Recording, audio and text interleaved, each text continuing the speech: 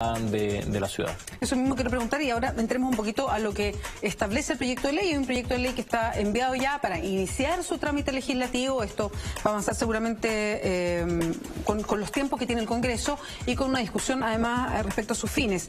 Por lo que entiendo y por la presentación del proyecto, se miró también lo que pasa en otros países y las regulaciones que han puesto en otros países. De hecho, se incorporan en el mismo proyecto de ley ejemplos de cómo se ha ido legislando, tratando de aterrizar este tipo de plataformas, ya sea Uber u otras, en ciudades como Sao Paulo, y se pone el ejemplo de Brasil, se pone el ejemplo de Francia, se pone el ejemplo de México, en fin.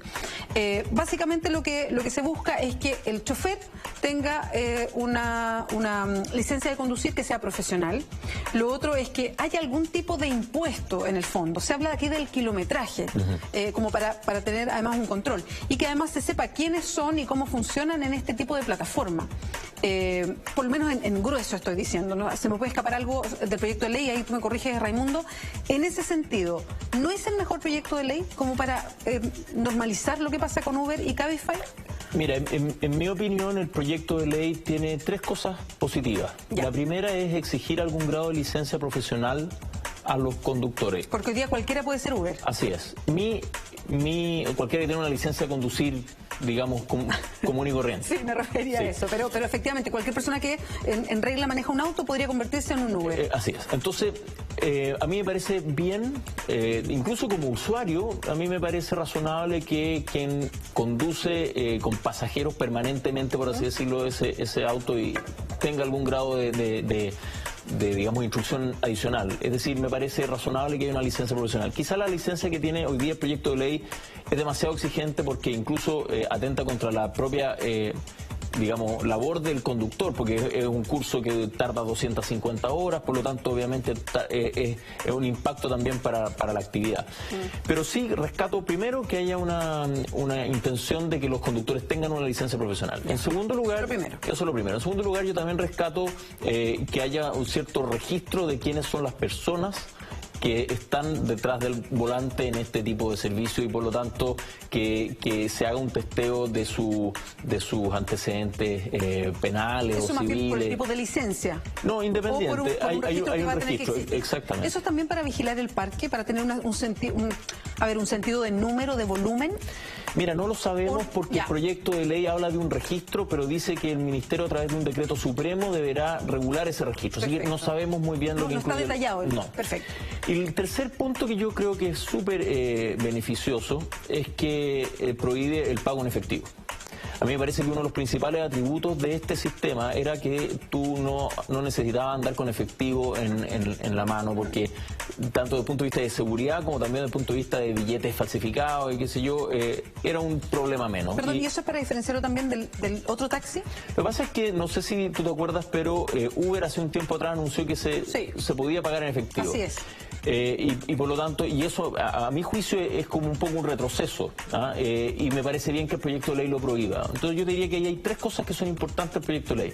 El problema es que las cosas malas del proyecto superan con creces esas tres. ¿Cuáles son las malas? Mira, hay ciertas cosas de fondo y otras de forma. Voy primero a las de fondo, que a mi juicio son las más relevantes. Primero, siento que se pierde la oportunidad de realmente integrar estas aplicaciones al sistema de movilidad de la ciudad, porque una cosa es que sean legales, es decir, que puedan participar y puedan llevar pasajeros y cobrarles, y otra cosa distinta es que tú los integres al sistema de movilidad. Perdón, ¿y cuál es la diferencia? Porque uno se puede perder, uno dice, bueno, si entran a una normativa es porque se integran de alguna manera. Mira, ¿o no? No, porque como yo me imagino esto, es que tú, en vez de usar tu auto, tomaras un Uber y te acercaras en Uber a una estación de metro, por ejemplo, que probablemente en esa estación de metro tú no tengas mucho dónde estacionar o el estacionamiento es muy caro. Entonces tú dices, en vez de irme en mi auto a esa estación de metro, me voy en Uber a la estación de metro y combino con metro o combino con un bus. Con una especie de tarifa integrada, por tarjeta ejemplo. VIP. Yo como me imagino esto y me lo imagino también con los taxis de techo amarillo, también con los colectivos, incluso con las bicicletas públicas. Dar un paso más a lo que hoy día se hace, perfecto. El proyecto de ley está legislando con el espejo retrovisor. Dice aquí tengo una realidad insoslayable, que son estas aplicaciones, tengo que ver cómo las meto, pero no está mirándose al futuro, no está pensando en integrar nuevas tecnologías que hoy día no se nos ocurren.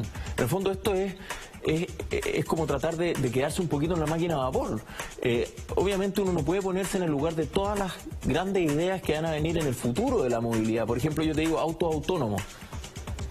¿Autónomo en qué sentido? Que se manejen solos, por ejemplo, que está ocurriendo en varios lugares del mundo, o sea, va a demorar un poco más, pero estamos a cuántos años. El proyecto de ley podría tomar en cuenta eso. Ya. No sé a cuántos años, es difícil saberlo, hay distintas como escuelas en lo que se refiere a autos autónomos, pero lo que te quiero decir es que hay muchas tecnologías que están por venir, algunas de ellas más cercas que el auto autónomo, era solo un ejemplo, y que el proyecto no los considera. Es que, Raimundo, entiendo lo que me dices. Por ejemplo, lo que entiendo lo que dices es que en el fondo lo que se quiere es poner normativa a Uber y Cabify, pero acercándolo a lo que ya existe de los taxis, como está regulado, en vez de subir el sistema a un estándar superior. E incluso abrirnos a nuevas cosas que todavía no se nos ocurren. Lo que es más grave es que hay ciertas cosas que ya están operando que el proyecto prohíbe. Por ejemplo, el proyecto es súper explícito en decir, mire, este tipo de aplicaciones no podrán usarse de manera colectiva. Es decir, si tú y yo vivimos relativamente cerca y yo llamo un Uber y tú al mismo tiempo estás llamando un Uber y resulta que además tú vas a un destino relativamente cercano al mío, sí. Uber tiene la capacidad hoy día de decir, oiga, ustedes dos, ¿por qué no se van en el mismo auto? Sí. Eso tiene un tremendo beneficio. Pero, perdón, ¿por qué lo prohíbe el proyecto? Bueno, habrá que preguntarle al ministro. Yo no me lo explico. Pero ¿cuál es su interpretación? Yo no tengo ninguna Perdón. Yo creo que pueden estar guardando un poco, o sea, el proyecto completo a mí me da la sensación de que cuida un poco el feudo de los taxis. Bueno, esto fue negociado con el gremio de taxi. Claro, yo como te mencionaba... Que ahí se instalaron con un lobby, si hubo un reclamo formal. Claro, y puede ser atendible que ellos reclamen, hay un problema político, los gremios de taxi y colectivos son súper importantes en las elecciones, no hay ningún senador, no hay ningún diputado de área, incluso alcalde de áreas importantes, claro, porque tienen, es verdad que mueven, digamos, masa y es razonable que se sea. O sea, políticamente yo reconozco que hay una discusión.